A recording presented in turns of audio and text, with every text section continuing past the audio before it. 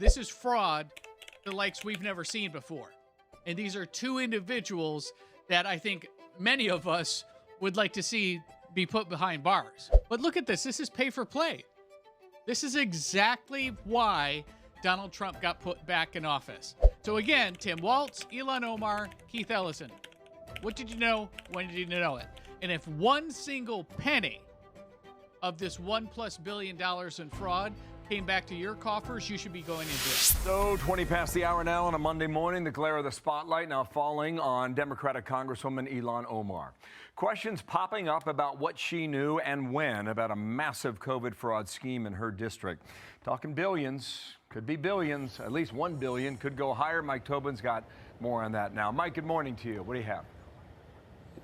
Well, good morning, Bill. And as you mentioned, Minnesota Democratic Congresswoman Ilhan Omar has been in the crosshairs. She made the statement that there were insufficient guardrails to defrauded programs like Feed the Future. Speaking on Face the Nation, she defended against the fact that all but a handful of the suspects and convicts in this case are from Minnesota's Somali community. This also has an impact on Somalis because we are also taxpayers in Minnesota. We also could have benefited from the program and the money that was stolen. And so it's been really frustrating for people to not acknowledge the fact that we're also, as Minnesotans, as taxpayers, really upset and angry about the fraud that has occurred. Yeah, so let's kind of jump in here and just kind of get some facts straight, because she's clearly dodging them. 90% of the suspects in this sweep that's going on right now are local immigrants, and all of which of the 90% are Somalians. So she can sit here and play a victim card for the Somali nationals and those that are here illegally, but the facts are the facts. That this fraud was being driven by the Somali community, and what this story is all about is questioning what she knows and when she knew it. And I think we'll find out as the investigations continue that there's very little there's a very small chance that she wasn't aware of what was going on. I'm not suggesting that she was contributing or doing something illegal. I'm saying the awareness part of this, because the key piece is what she had said here in the beginning of her statement, which is suggesting that there weren't proper guardrails in place. Well, these are programs that are driven by every one of the states in the union, Minnesota included. The same rules, same guardrails. So these guardrails that she's saying, or the lack of them that she's suggesting, are the same application that every single state has. So why Minnesota? Tim Walz? Why Somalis? Ilhan Omar? These are questions that we're going to be digging into. And then the last thing, we'll get back to her closing statement here on Face the Nation, is that the numbers right now have gone from $1 billion plus in fraud to upwards of $8 billion. This is hands down the largest taxpayer-funded scandal, siphoning off social services, specifically welfare, COVID funds, and other, upwards of $8 billion. This is the largest in our history of our country. So lack of sufficient guardrails isn't going to cut it, Omar. We want to know more. Analysts with whom we have been speaking say it's unlikely Omar would not have some exposure to the corruption. Exactly. She introduced a legislation that created the program that was defrauded to the tune of $250 million. She also held a victory party in 2018 at a restaurant called Safari, owned by Salim Ahmed Saeed, a major player convicted in the scheme. Just a quick interruption from the story. If you're an America First voter and you love President Trump, please take a moment to subscribe to this channel. If you could also like this video or leave a comment down below, all of that goes a long way to telling the algorithm to boost us. Believe me, the liberals, the YouTube algorithm, and everybody that isn't America First is trying to suppress our voice again. Thank you for your attention to this matter. Now back to the story. I think all this will be investigated very thoroughly because there's really a national spotlight on Minnesota and all its problems. I mean, this is a scandal that is by far the biggest in state history. White House Deputy Chief of Staff Stephen Miller said on Friday the Somali fraud will prove to be the greatest theft of taxpayer dollars through welfare in U.S. history. And he says we have only begun to scratch the surface of how bad it is. Okay. Bill? So again, we have $1 billion denoted right now. And what Stephen Miller's getting at is that this is going to be well north of that this is just the initial efforts of the investigation. This is extreme. And what clearly is starting, and you're starting to see the panic. You're seeing the panic with Omar. She's not herself in that interview, if you haven't been paying attention. She is nervous because this is getting way too close to the fundraising arm that she's had, to the Somali community that she's been partnering with and that is a member of. And then the bigger question here is, how does this roll up to the state level, Tim Walz? This is under your watch. The rules that Ilhan Omar is squealing about, saying that there weren't sufficient safeguards, those are all Tim Walz's people. So this is going to be huge. This is going to be huge. And these are two of the most outspoken people against the America First movement and Donald Trump, in Ilhan Omar and Tim Walz. They're going to sit here and say that this is, Trump and his DOJ and his IRS targeting them, and that they're racist, and that they're Nazis, and all this other crap. But the truth of the matter is that this is fraud the likes we've never seen before. And these are two individuals that I think many of us would like to see be put behind bars because of what they've done or what they're alleged to have done. All right, Mike, Fox Weather tells me it's 10 degrees in Minneapolis where you are. Wind chill -2. But Tobin is tough because he has summited Mount Everest. Thank you, Mike. Talk soon. Thank you. Got it, pal. Dana. Let's bring in Kayleigh McEnany. She's host of Saturday in America, co-host of Outnumbered. You can find her everywhere, and we love it. Keith Ellison, who's the Attorney General, this guy, they need to look into him. This is what he said on a weekend show. Let me just say this. We all want to protect the public dollar. We want to prosecute people who engage Just look at the chyron below Keith Ellis. Trump ramps up racist attacks against Somalis, right? So they're already getting the standard operating procedure talking points out that any investigation is going to be racist and driven by racism. Right? Any investigation is going to be driven by Donald Trump because he's a dictator and he's a Nazi and he's a fascist. Keith Ellison, the AG for Minnesota, is another one that clearly was very close to those that were defrauding the country, not only Minnesota. And the question again, Keith, is what did you know and when did you know it? fraud. We are up for that, but we can't do it on a partisan basis. We got to do it together. We can't use incidents like this to score a political point. But as I pointed out last week on this show and on the 5, so he is the Attorney General there, used to run the DNC. He solicited political contributions from these groups that were stealing the money. And then when they were asking about these investigations into them, he said, don't worry, I'll tell them to knock it off. Right. And he could have used a little more fervor in telling them to knock it off if he ever even did so, because it didn't stop. The real scandal of all this, Dana, is when you go down that New York Times story that brought a lot of light to this issue, you find that in 2022, most of these prosecutions were underway or starting up. That was Merrick Garland. That was Joe Biden. Merrick Garland called this the country's largest pandemic relief fraud scheme.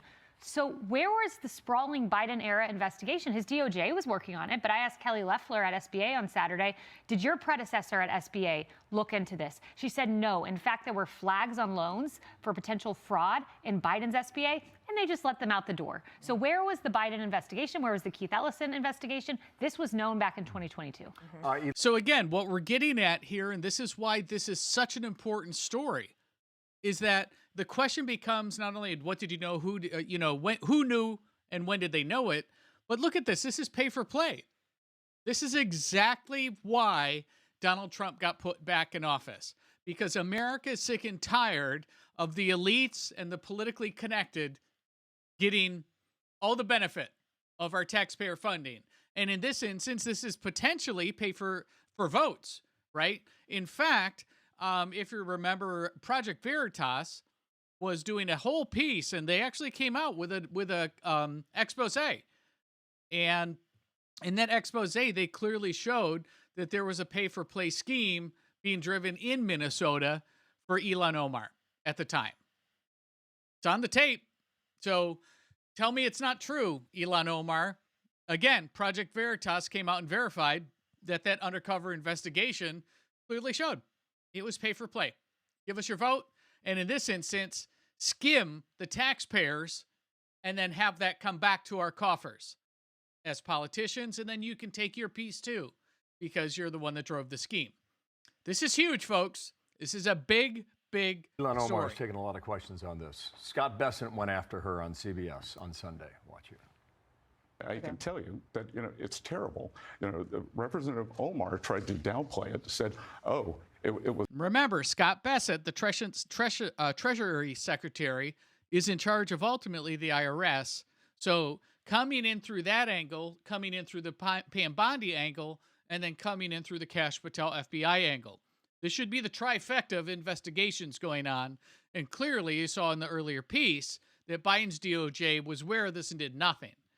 Now we have Scott Bessent in Treasury. We have Pam Bondi in DOJ and Kash over in FBI that should be taking some daily trips up to Minnesota to get the investigations continuing and going. It was very tough to know how this money should be used. Yeah. She was gaslighting the American people. When you come to this country, you got to learn which side of the road to drive on. You got to learn to stop at stop signs, and you got to learn not to defraud the American people. And I interpret that for you. I'll translate. He's saying no excuses here. Exactly. No excuses. And especially when it was actually some of the defendants' lawyers who said it was like they were filling the cookie jar up, and like they knew people were stealing out of the cookie jar, and they just kept refilling it and refilling it and refilling it. And I think Scott Bessent makes an important point there. We love immigrants who come to this country, but we need an assimilation process. We need a fervor. You could have your own culture, that's fine. But a fervor for the American dream, a love for this country, an appreciation for taxpayer dollars, an appreciation for the values that bind us together despite our different cultures, backgrounds, languages, et cetera. I think that's an important point you've heard Bessent make, Stephen Miller as well. Speaking of Stephen Miller, so he has commented on this. We showed the clip at the beginning in the Hannity show.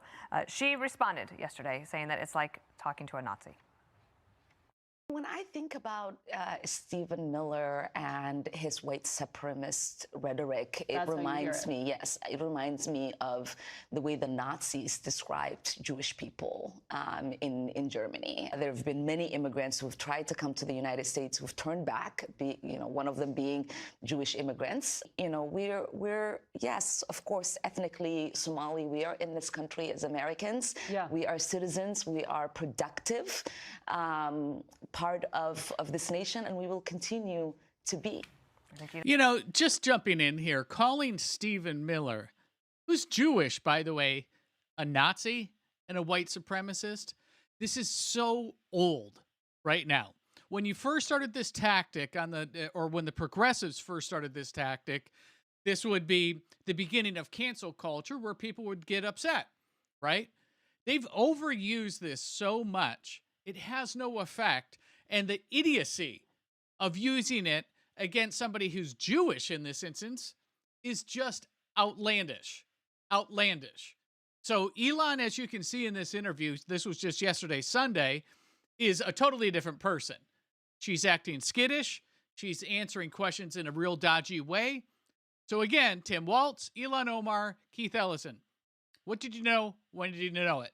And if one single penny of this $1+ billion in fraud came back to your coffers, you should be going in jail.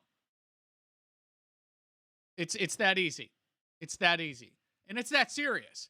Because at this point, if you can't police yourselves in knowing the laws, and these are the politicians in Minnesota with the biggest swag, then you need to go to jail and have a little quiet time to think about it. Stephen Miller well. Yeah, I mean, he accuses Stephen of being a Nazi. Stephen's Jewish, first of all. Stephen's a great person. Stephen's someone who loves this country and is working hard for it. And Stephen and his family have been totally and completely under fire and accosted with all kinds of threats for doing what they're doing. It was the day after Charlie Kirk's assassination that Katie Miller was stormed by someone outside of her home who said, "I'm watching you." There were wanted signs up by their home in Virginia accusing him of crimes against humanity. They have been under threat. And as Stephen Miller said, it's an organized campaign of dehumanization, vilification. And that's what this is. It's organized. They're being called Nazis. It's just not Ilhan Omar. It is others too. And it is shameful rhetoric that should be toned down. It's shameful rhetoric that doesn't make any sense, quite frankly. And it shows the panic. It shows the panic that's going on in Minnesota. So Tim Walz, this is far from over. Ilhan Omar, this is far from over. And your little spin to be a victim in the middle of this, calling people racist and Nazis, is going to go nowhere with America. I can assure you it'll go nowhere with the FBI, the Department of Justice, and the IRS. So that's where we are. This is again, I think, one of the biggest stories that's breaking out of not only D.C., but in this instance, Minnesota, where you have highly visible Trump critics that were potentially up to no good. Who knew? When did they know it? These are questions that are going to be critical. And as Stephen Miller is right now, it has the record at $1 billion plus in fraud. As Stephen Miller said, he said, we're just scratching the surface. This is much larger. I've heard whispers of 8 billion plus. If it's anywhere in that neighborhood, there's got to be people that need to go to jail for a very long time. And you might be looking at one of them over there on the right side of the screen in red. So let me know what you think. Do you think about what the American people know and what Stephen Miller is saying, that these people knew and that this was all intentional and that the politicians were ultimately getting a piece of this? It's not only the people that were designing the schemes, it was the politicians that were enabling the schemes and filling back up the cookie jar, as you heard earlier. If so, this is massive, folks. So if you've yet done so, please subscribe to America First Alerts. We would love to have you along for the ride. You can find us on YouTube, on Rumble, on X, on Instagram, and TikTok. All of which, by the way, are all trying to basically throttle our account and throttle conservative independent media, just like America First Alerts. So you're subscribing, you're liking this video, and you're commenting down below with your thoughts on this investigation as we have it right now are critical, because the algo loves that. So let us know what you think in the comments down below, and we'll see you in the next video.